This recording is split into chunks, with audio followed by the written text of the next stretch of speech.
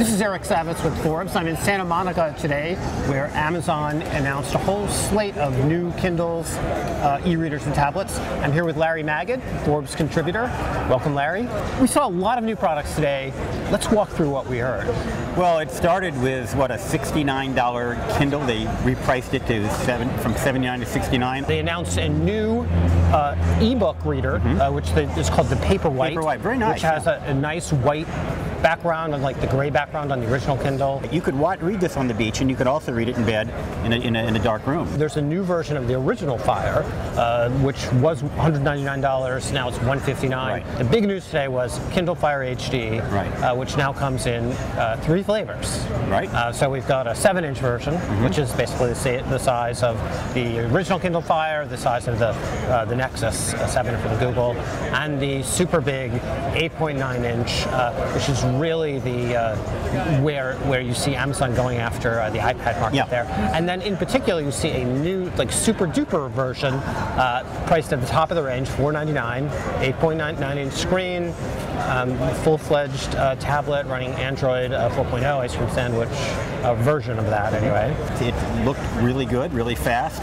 They put a lot of technology into faster processors, and so from a hardware perspective, they're right up there, I think, with Apple. But the question is, as always, does this have the software and the content that people want? Although 4G is not free, though. It's not free, although they are giving you a very aggressively priced model.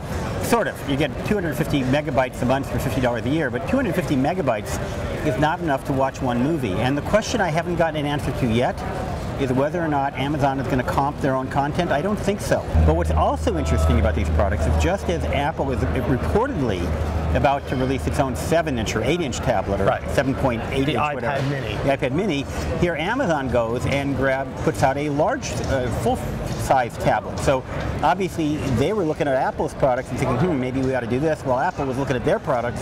So there's a little bit of cross fertilization here. Right. So the real question here is going to be, what's the market going to be like here? So they sold millions of Fires. They talk about how they now have 22% of the tablet market with the original Kindle Fire. If you're thinking about buying a tablet and you were thinking iPad all the way, will you now pause and say, maybe I should go this direction? I mean, if I really wanted 4G, $499 versus $799, that's a $300 break.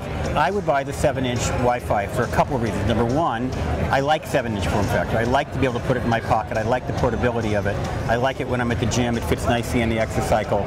I also don't need the larger screen, and frankly, don't really need 4G. There are people who do, but there are other options out there. For example, you could buy a MiFi adapter. You could tether any Wi-Fi device to an iPhone or mini smartphone. Larry, you have devoted a lot of time on issues related to children's safety. There's a new feature with the new Kindles that allow you as a parent to set some controls on the way your children use the device. Well, it's called Free10, and what I like about it is you could say unlimited reading, kids. Read all you want, but you're only going to get 2 hours a night to play video games and an hour and a half a night to watch video, movies, whatever.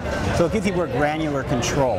And also, unlike the iPad, you can have individual accounts. So I could set one set of rules for Johnny, another set of rules for Susie, no rules for me and my spouse, because a lot of families share these tablets. If you're investing that much in a tablet, you're not necessarily going to give one to each kid. The entire presentation was done by Jeff Bezos, the CEO of Amazon.com, and this to me was very reminiscent of another CEO we know who used to do a lot of demos, and that of course is Apple's Steve Jobs. So Jeff did a good job explaining them, but he didn't create that enthusiasm, that distortion field. I didn't walk out of here thinking, oh my God, I'm sold based on Jeff's performance, although I am impressed by the products themselves.